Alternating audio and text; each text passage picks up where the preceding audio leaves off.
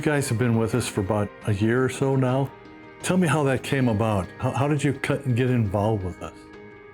Oh, we were sitting in church one morning, and Howard, your financial guy, came in and he gave a small presentation about Shepherd's Heart. And, you know, once he was done, Susie and I just looked at each other and said, we're going up there and we're going to tell him that we're in on this deal.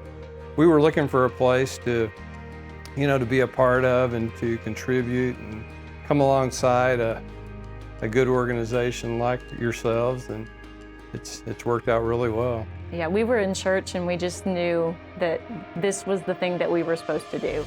And from the moment we walked in the door, I mean, your staff, everybody just welcomed us, and we felt like we had a purpose. You know, after you deliver, you kind of feel like, oh my gosh, not only did we get to do that, but we get to meet all these wonderful people, and we develop relationships with them and friendships, and we ask them about their family and they ask us about our family, and it's just been wonderful, like truly a blessing to us. You know, when we first started, people were maybe a little guarded with us, you know, and I don't know what they've been through or where they've been, but always appreciative, but maybe a little guarded. But the more we did it, the more comfortable they became with us, and it just opens doors, you know. It's such a blessing to be able to pray with some of these folks and learn about some of the things they're going through, you know. And we can kind of walk alongside them as well and go through it with them a little bit. Susie has a great heart for compassion, so it's always good when she's there, because she's able to really be a part of what's going on in their life. I want to thank you guys for being here today. I've got Donna, and Diane, and John, and you happen to be just a lucky three that said yes at the right time to be able to do this interview, and I really appreciate you guys for being here. I just want to talk about, what does it mean to you for us to deliver groceries to you? For me, I don't have a car, and I don't have a whole lot of money, and if I didn't get the assistance from y'all, then I can't guarantee how well I would be eating. You know, it would be more just, you know, prepared food that's cheap.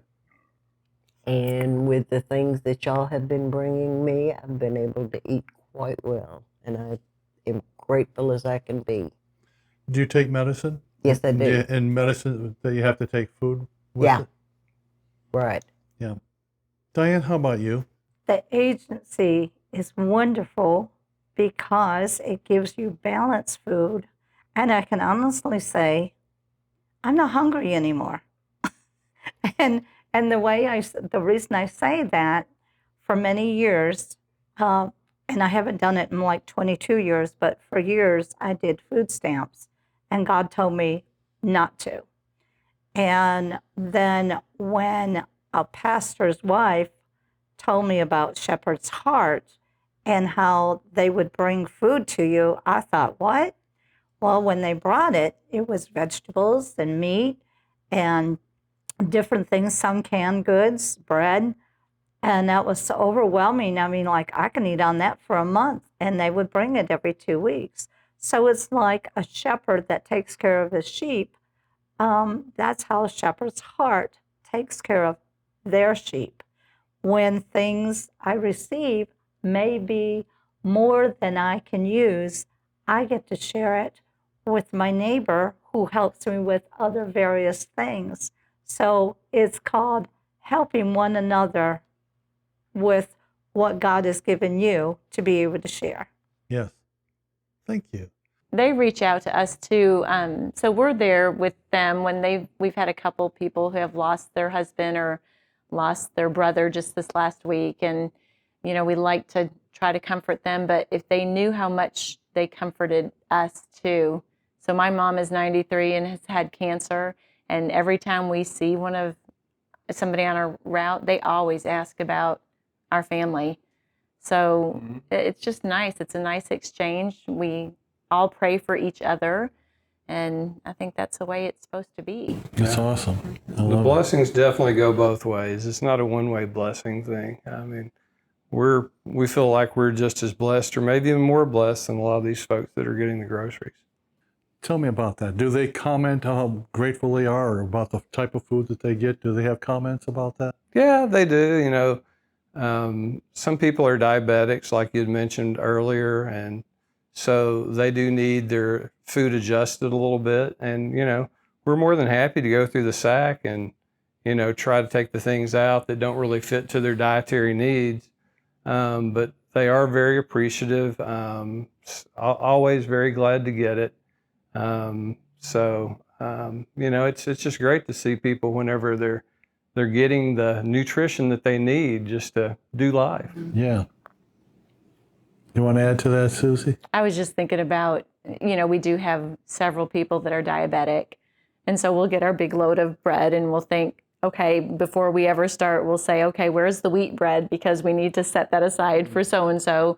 And, you know, I think they really appreciate that, because I remember going into somebody's house that was diabetic and we said, hey, here's this loaf of bread. And they said, well, I can't have that. I'm diabetic. And we said, oh, wait, in the car, I think we have some wheat bread. Can you have that? And they were so appreciative from that moment on that we took the time to run back out to the car. And it was nothing for us to do that. It took us, you know, 3 minutes, and it made their life a little bit easier, because then they didn't have to worry about what was going inside their body that might not work with, like you were saying earlier, medication and whatnot. So it works out great. We get to know them and try to help them out the best that we can. You mentioned medication. Do you have anybody that you run into out there that they didn't have food, and they have to take medication, that's a problem for them? Have you run into that?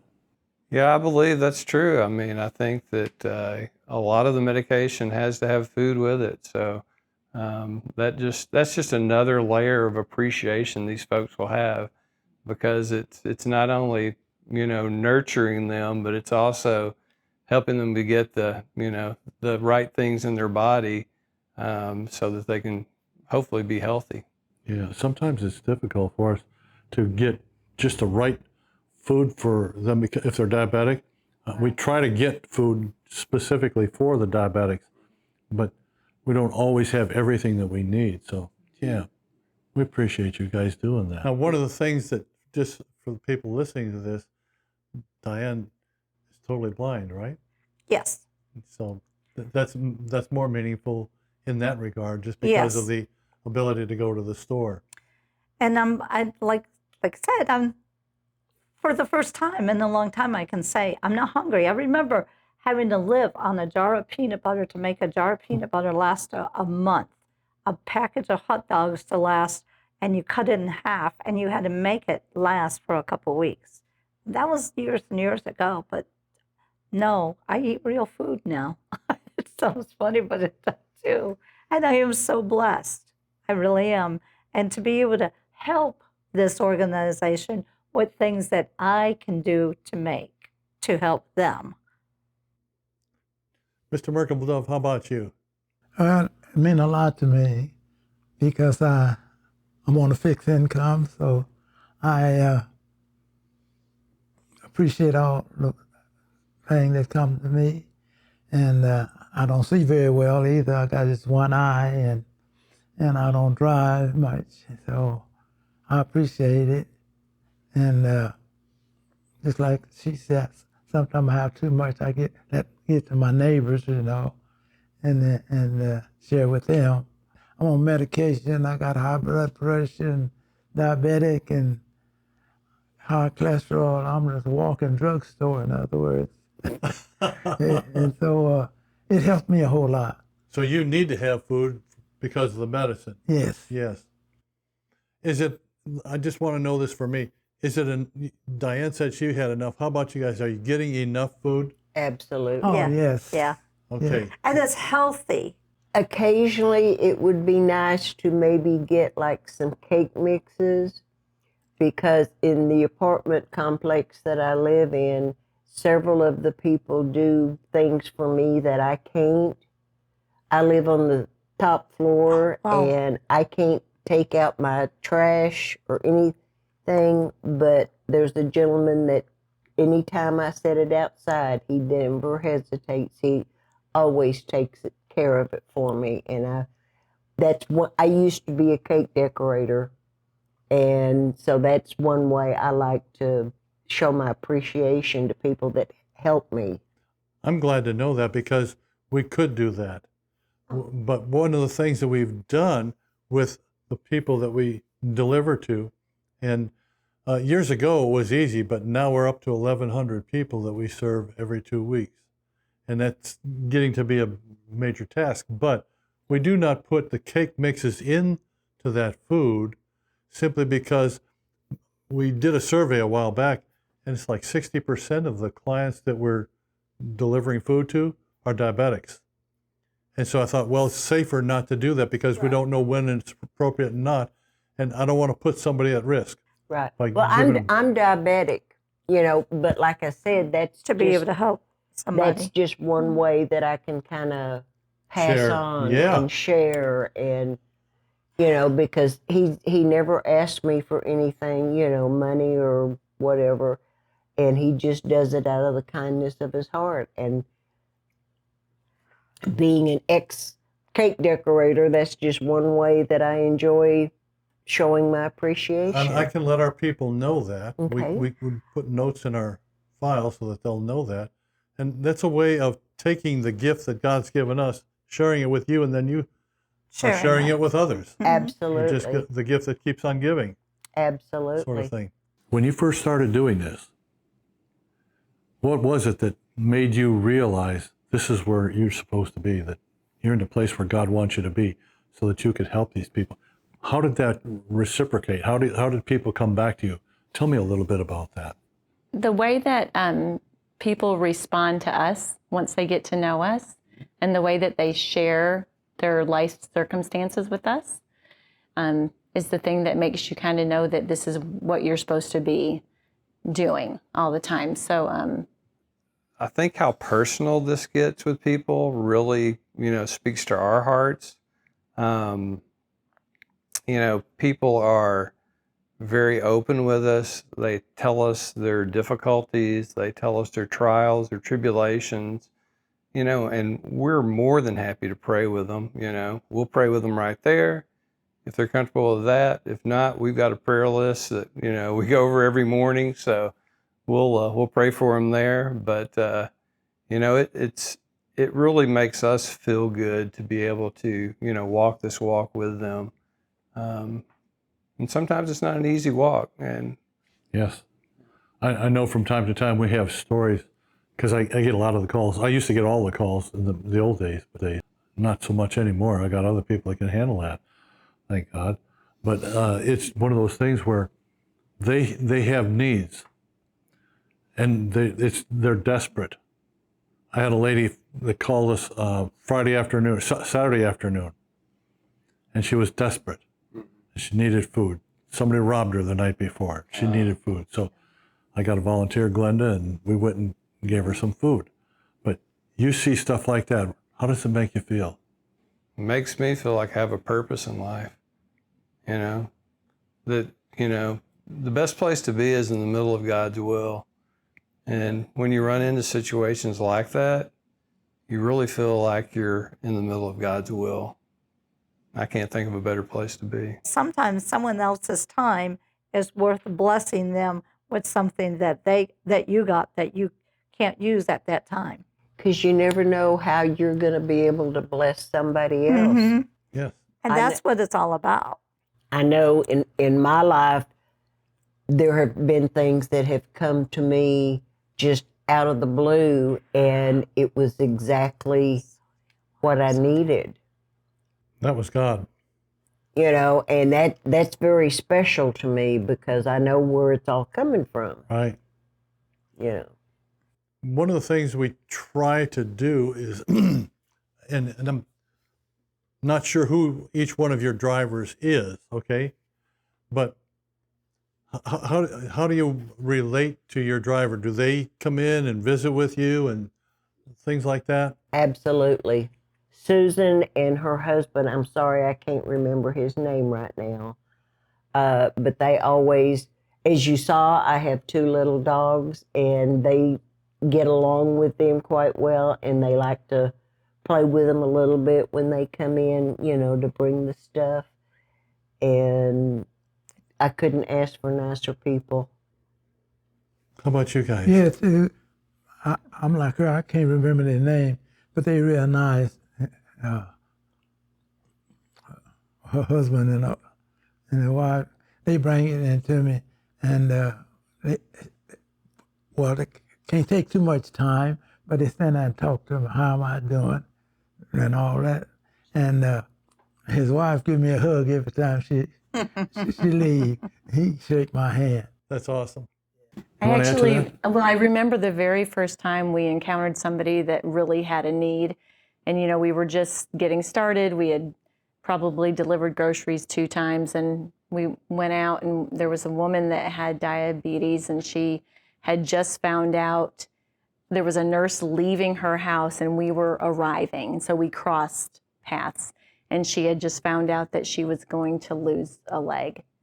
And so, in that moment, of course, at first we thought, how do we even handle this? And then we thought, you know what? We can't handle this. God can handle this. And so we asked her if we could pray with her. And I think that's when it kind of sunk in that this is important. We just need to respond. So when we deliver to somebody's house and we see a need, if we can just respond compassionately, then we're doing what we're supposed to be doing. But that was the first time it kind of hit home with me that, this is important stuff, And we saw her after that. She had an appointment, and then after that, she dropped off the list. So I don't know if she went to get physical therapy and went to another location, but Sometimes we didn't they see go her to after nursing that. homes after That's what we assumed for a period of time. That's what we assumed. So It's like a lot of times, if I don't start, they do, to pray with one another as they come and they leave. And sometimes they're in a hurry because they got several they have to do within a certain amount of time. But they always, whoever serves always asks, hi, how are you? Are you doing okay? Is there anything particular we need to pray for? Or blah, blah, blah. I'm glad to hear that. I Oh, really yeah. am. You Because have good servers. You have good drivers and good servers. Absolutely. Well, it saves me a lot. Huh? It saves me a lot too, because I don't walk too well. I can watch how I walk. Arthur got me both knees, so that's why I got my 3rd leg over here. I have one of those too. And they're always they don't ever rush me. They'll knock on the door, tell me who it is, but they know that I don't walk as fast as I used to, and they're always patiently waiting by the time I get there. That's great. Oh, and what I do love is that they always call before they come. I'm going to be there in about 45 minutes, or I'm about 10 minutes around the corner. It's like, Right. I'm on my way home. I'll be home. I'll be there by the time you get there. Or I'm out of town, and they'll drop it off next door. And they know that. And my neighbor has a key, and she bring over the stuff, and she'll call me and tell me what there is and stuff like that if I'm out of town. So that I really like. And I like it because they'll call to tell you they're on the way. Or if we have real bad rain, I don't know, whatever, and Ken calls, Diane, it's just, can we bring it tomorrow? And I'm like, sure. That's integrity. That's being honest, and that's something that I really respect is the integrity. This agency has integrity. Absolutely. Well, I appreciate hearing that. I really Well, do. if you want the truth, I'll tell it. Yeah. It's probably the most exciting part of our week. Not that we have a boring life, but we do really enjoy this. And we live out in Valley Mills, out actually in the country in Valley Mills. So we come into Waco every Wednesday, and we pretty much block off the first half of the day on Wednesday specifically for Shepherd's Heart. you know, it's a small price to give for what you're able to do for people, and ultimately what they do for us, because we're so blessed to be able to do it. But we have 2 different routes. You know, one route we do one week, and the next route the next week. One route's over in the Hewitt area, and it's a pretty extensive route, but we really love the people over there.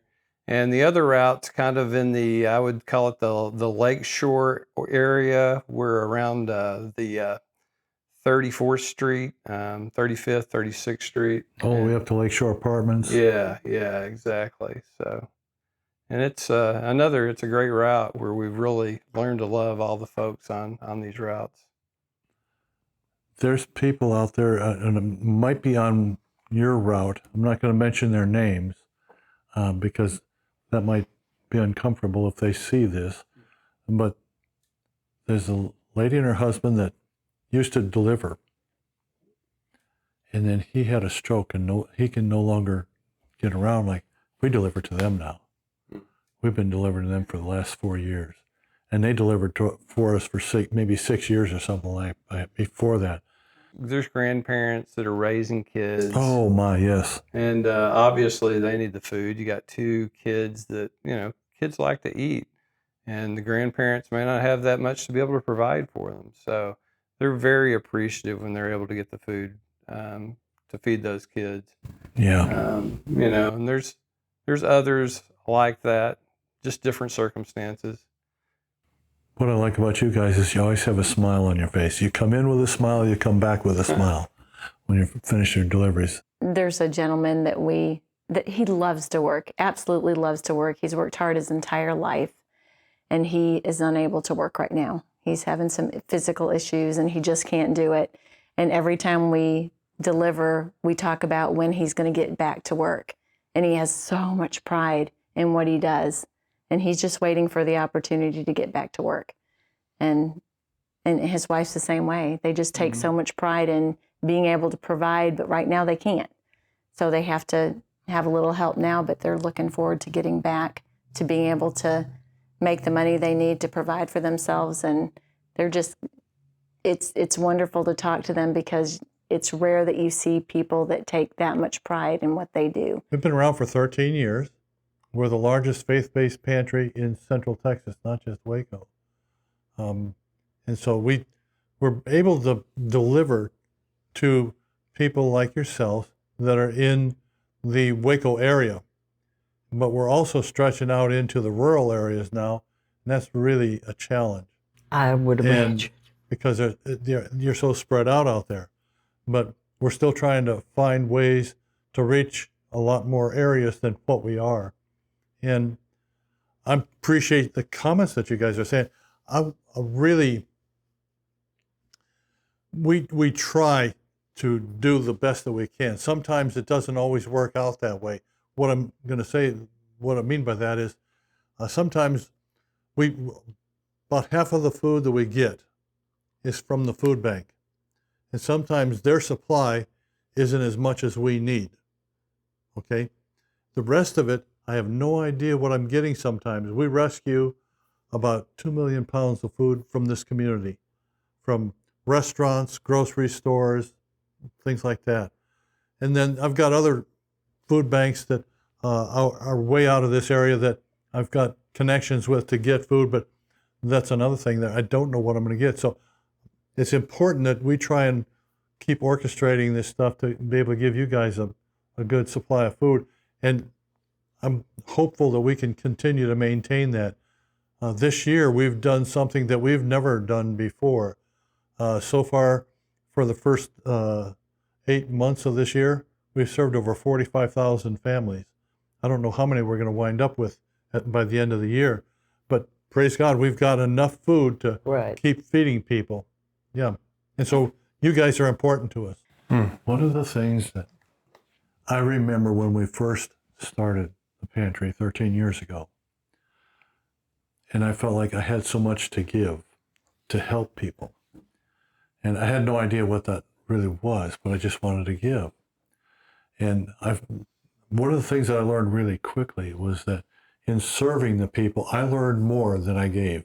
That's what I felt like. Right. Did you guys run into that? Absolutely. Absolutely. Yeah. Yeah. This is, you get back right away what you gave out. It No just doubt seems about like, it. Yeah. No doubt about it. You know, you just walk away. You know, you say we come in here smiling. Well, I'm not surprised because that is a happy time when we do finish our route. We've been able to talk with all these folks, and you know, we've got to know them. It's really a special time. So we feel that it's very blessed to be able to do this. I've said blessed, I don't know how many times. But Well, and we keep track too. So for the last month, everybody's been home on every route except for one time. And so we were batting 100. We're thinking everybody's been there all the time. And so just this last week, one person wasn't home, and we were so disappointed that we couldn't say hi. yeah, But we had a good month of everybody being there. yeah, we had a streak going. Yeah.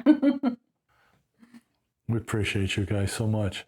We appreciate you. We sure do. Yeah. And you just represent a small portion of the large number of people that we go. And I hope that everybody would say about the same thing that you guys are. Another question for you. If someone would like to become a volunteer to deliver, how do you go about interviewing or finding the right person to be a driver and a deliverer? Another good question. And on our website, again, shepherdsheartpantry.org, there's a button for volunteer, and there's a form that they fill out that says when you're available, what you'd like to be able to do, blah, blah, blah. There's some questions that they answer, and that all comes to me, and I pass that on to our volunteer coordinator. Do you do a background check? Yes. These last couple of years, I have had a lot of challenges that God has decided to see me through.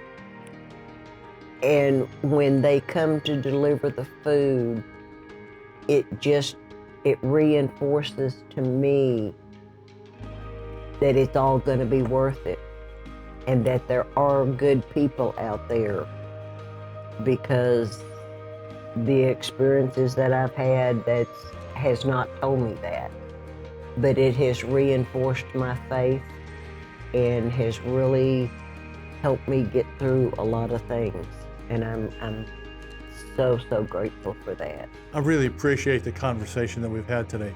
You guys have shared some things with me that I think are really important. And now I want to just share something to the people that are going to be watching this, that everybody can get involved with this. We can have drivers or donors. That's what it takes. We're the largest faith-based pantry in Central Texas. That means I don't have any government money. What we are doing is we get donations from the community. Those people that in our community that donate to us are part of the generosity of God that we pour right back out into the community, into people like y'all and thousands of people. And so I just want to say that if they want to get involved, it's easy. shepherdsheartpantry.org. If you want to volunteer, there's a volunteer tab. If you want to donate, there's a donate tab. And it's really simple to do either one of them. And I'll say this, that if they want to get involved on a small level, $5 will feed a family. We can do a lot with $5. So we need the help. We really need the help. This year, our numbers are just gone crazy. We really need the help. Thank you very much.